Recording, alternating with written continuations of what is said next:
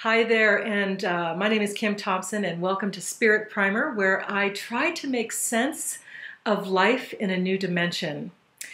And what I mean by that is that truly, and it's happened over the course of the last few decades, but truly, as of December of last year, we have mightily moved into a new era, a new paradigm, a new dimension, and things are operating just not even a wee bit differently, quite a bit differently. So what I hope to do is bring to you some tools and information that will allow you to move into this new dimension along with the planet and help you to gain some insights on what's really going on. So I hope that this interview today will inspire you to dig around a little deeper about the subject of the Akashic Records. And before I introduce my guest, I want to say that, I think, on many levels, I've been waking up for a long time. I think everybody on the planet at this moment, is here for a purpose, and we are all here to wake up.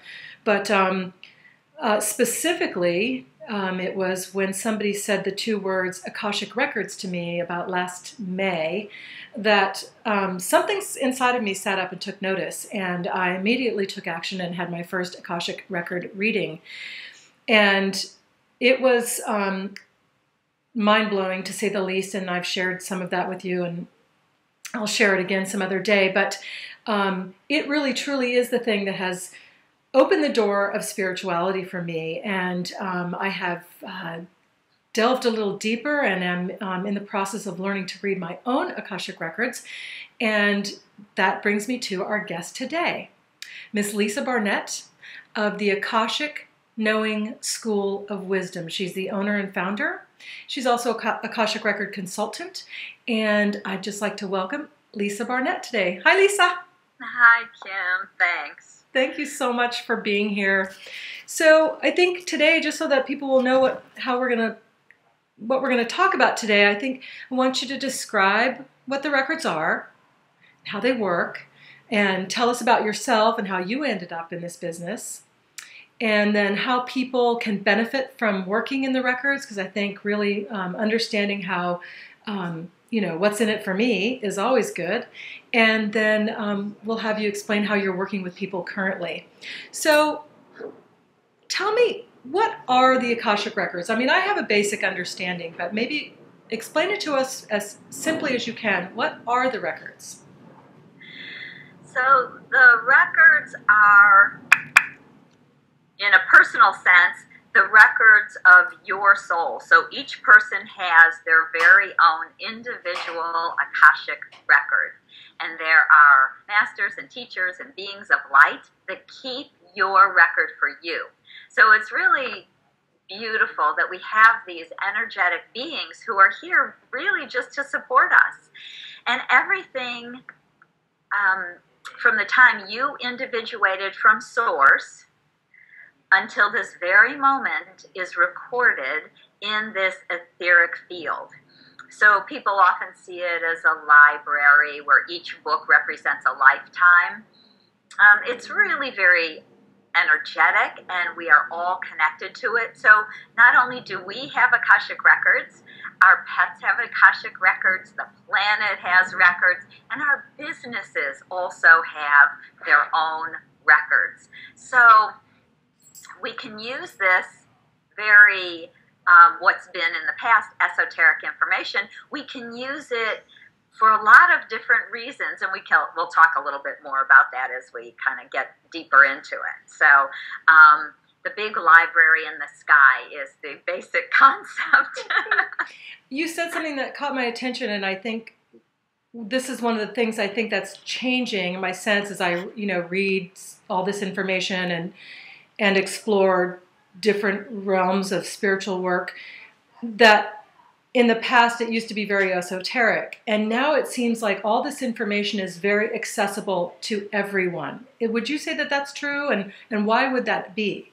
Yes. Oh, absolutely. So there's actually a couple of reasons that is, but one of the really main reasons is that about 1,000 years ago, mankind in well, maybe, somewhere between 1000, 1200 AD, we really started to misuse the information. So man was able to access humanity were able to access their own spiritual wisdom, their own Akashic records for thousands and thousands of years.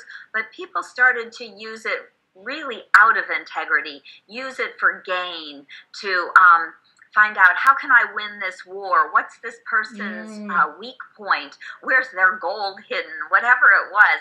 So we start to use it for greed and gain. And so the energetic beings who have kept this field for time immemorial actually pulled the energy of the field away from this planet. So most people could no longer access this information. And the only people that could access it were your basic sages and your gurus, your mystics, your people who lived a spiritual path, were in their hearts and in integrity. So what the Akashic Masters said is that as we started to head into this age of Aquarius, as we headed towards 2012, 2013, it was really time for us to help bring this high vibration back, help people be divinely guided every day. So Edgar Cayce, who was considered the sleeping prophet, was one of the most famous people to access the records, probably back in around the 1920s. And then we started to find that people could get this information just through meditation.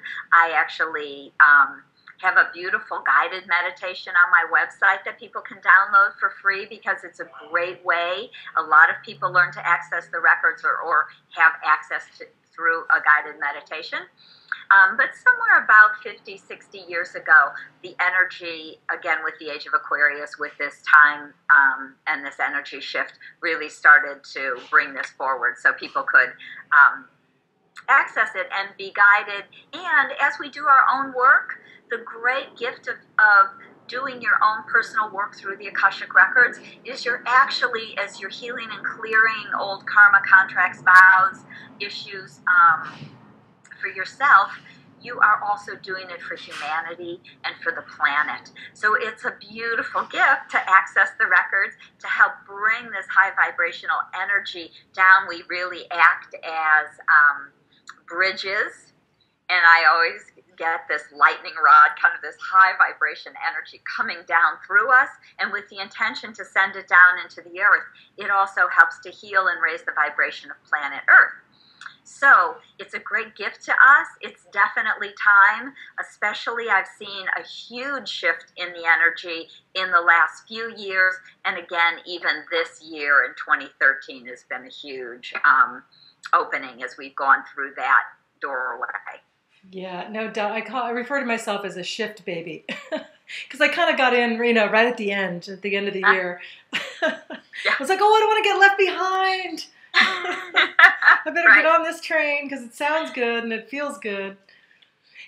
Speaking of feeling good, did you want to do a quick little grounding exercise or a little grounding meditation, and then we'll go on with some questions? I would love to. So, this is actually what I'll do is kind of energetically, if people can sit back and close their eyes especially, it's really lovely. I'll bring you into the Akashic field with me. So a lot of people will experience some of this energy in a more tactile, physical way. You might feel kind of the higher vibration. You might feel your heart open.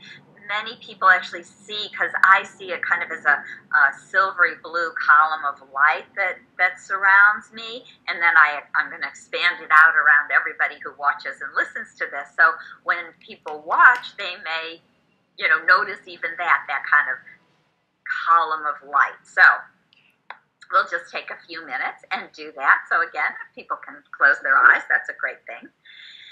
So we'll really just start with a little grounding, and I love to breathe deeply, and we invite our spirits to come further down into our physical bodies, all the way down into the tips of our toes, And we acknowledge our dear Mother Earth beneath our feet, and we ask for her help and support to connect to our feet and ground us here so that we can be present as we do this work, as we have this conversation about this high vibrational energy. We get to stay really solidly present in our bodies. And again, breathing deeply, we ask our hearts to relax and just open a little bit further. And we ask the Divine Lords of Unconditional Love to help us center fully in this moment as we create this sacred space. Please wrap us in your love and protection and allow us to travel to the highest realms of the Akasha available to us today. Please help as we lay our multidimensional hearts open to divine love and release all resistance. Lords of the Akashic Record, please guide us to the deepest truth that we can access now. Support us in healing and releasing that which no longer serves on our true path. We give great thanks for your divine love and support on this journey today.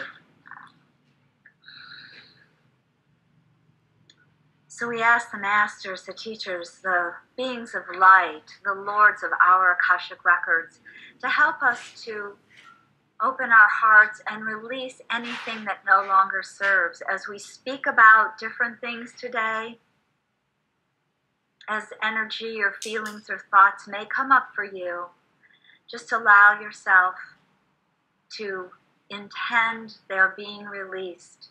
And we're moving into this high vibration, you'll notice the energy shift. You'll notice that the masters can do this for us with our help and our request. So just breathing deeply, we can come back and open our eyes. Just notice what you notice and what you feel. Great. I often see this kind of energy as it almost looks like there's a huge group that's come into a big football stadium now as we kind of gather here together in this energy. It's really fun. I love to do that with a group. That was beautiful, and it felt really good. And I should also share with everybody, I've got painters around the house. So if you hear little banging noises, etc., or men talking, it's my painters, and I don't want to stop any progress. So we're just going to invite them into the field. Absolutely. So, Lisa, tell me how you got into the work. I know we talked a little bit before I started recording that you had been in advertising, etc. So, give me your story. Well, I'll try the abridged version because I'm actually laughing. I'm writing a memoir, and so it's called Sex, Drugs, and Diapers, An Unlikely Spiritual Path. I love have the title. A bit of a sordid past, I have to say. When I was about 3 or 4 years old, I realized that I was in a body, and I thought, oh my God, send me home. I used to tell my mother, I want to go back. I don't really want to do this. My poor mom thought I was nuts. So I had kind of a little bit of an unusual childhood in that way. I started to read a lot of esoteric information when I was 14, 15, 16, actually studied, minored in philosophy in college. So I've had kind of an awareness and an opening on one hand, but on the other hand, I had some kind of huge losses and traumas in my college years, and I got very, very angry at God and kind of threw in the towel. I said, I'm pretty much over this. I get it, but I'm over it anyway. So I'm going to go off. I'm going to have some fun. And hence the sex and drugs. Yeah. I lived in California in the 70s and 80s, so if that means anything, yes. That's kind of just I was right there with you. I probably met you in a bar and don't remember it. Probably. And that's the wonderful thing. So many of my really spiritual friends, co-spiritual teachers like you, they were there with us. We were partying and having a good time. We were just kind of on I'm going to ignore the spiritual path. I'm going to make a good living. I graduated from college, got into advertising, produced ads, worked in advertising for, I don't know, 15 so years, and until it really finally made me sick because I was really off track. So it was that trigger in my body, which was like, no, you know what? This isn't what you came to do. Right. It was fun for a while, but it's time to be done. And so I really, I always had enough inner knowing that I started to see an acupuncturist who eventually gave up on me and sent me to a psychic, which I thought was pretty hysterical. And she said to me, you came to be a teacher. You're very psychic. And I said, no, I'm in advertising. Anyway, one thing led to another. I got on my path. I actually started to take healing classes. I studied intuitive reading and energy healing, and really kind of step by step, after about 8 years of really intensely working on that kind of healing, intuitive reading path, I started to get a big booming voice. And what I realized after about 5 years of listening to this amazing booming voice, I realized I was actually speaking to the masters of my Akashic Records. So when they could, they'd come through and yell at me and try and get my attention. And again, I'm a little slow on the uptake, gotta say. So you would just hear this voice and just then sort of shrug it off, or I mean, how do you? It actually made a little bit more sense. Usually, I'd be doing kind of a psychic reading and healing for someone. So when I was accessing another soul's energy that was a high enough vibration to bring us into the Akashic field, I would get a huge download of information for that person, which was big and expansive and really phenomenal and so much more intense and wise than anything I got psychically. And I'd always say, wow, that was amazing. I'd see the whole world. I'd see past and present and how everything's strung together, and it made so much sense all of the sudden compared to kind of the more personal aspect that I found when I was doing intuitive readings. It was a little bit more of this world. That was like wow of everything. Okay. And so I was always very wowed by it, but just being a little naive or slow on the uptake, I didn't ever say, who am I speaking to? I was taught that you couldn't access that realm, so I never thought to say, is this the Akashic Records? Because I was taught that I couldn't go there. Right. Real quickly, Lisa, can you describe then what the difference, because this is not a psychic reading. I know that, but I don't know I don't know the difference. Can you describe the difference? I can. Having done both, actually, I can do that. To me, when I was really doing a psychic reading, it was very much about, and I worked in a psychic sort of trance state, and so I would really communicate my higher self to my client's higher self. So the parts of the soul that were really more present, part of it that's in the body, but part of it that's very close, and really the way I get it, a little more on the human path. So higher self to higher self would be the communication. So a lot of what we didn't know consciously, logically, linearly, but was really connected to this life and this path. So I also would do a lot of reading of the energy field and the chakras, and I had an amazing teacher who taught a lot about what she called psychic anatomy. So really the layers of the chakra system and the aura and the layers in the field of the aura. So there's so much information in these energy systems that are in and around our body. And to me, that was much more about the psychic intuitive readings that I did. With the Akashic field, what the masters say is that they are part of divine source. They are really the information arm of God. So this is where the information of everything that happens, whether it's here on earth or another plane, another dimension, the angelic realm, the elemental realm, wherever things are going on, it is all recorded. So we can look at our past lives when we lived on other planets or we lived in the angelic realm. So that is all written in this field. So it's phenomenally huge. It is infinite and expansive, and it's part of source. And so to me, it's just the highest realm we can reach, because to me, the highest realm I can reach is going to be God. It's going to be divine source, right, energy and information. And the beings that keep our records, those masters, those teachers, are part of source. And so they're different than the ascended masters, who have also had human lives.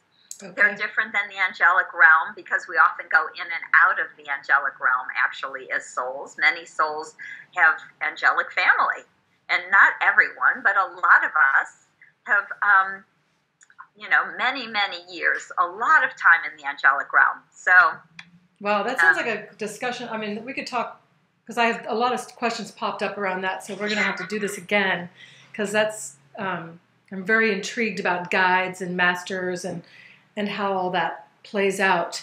But let's see here. So tell me how it is that you then access these records. I know that there's a specific way, and you're teaching, you've taught me how to access my own records. But explain how the access works. Okay. So when I first started doing it, I kind of stumbled into this high vibration when I was really in clear alignment. But years later, I found that by using a vibrational key, which we call a sacred prayer, it was very simple to open these doors.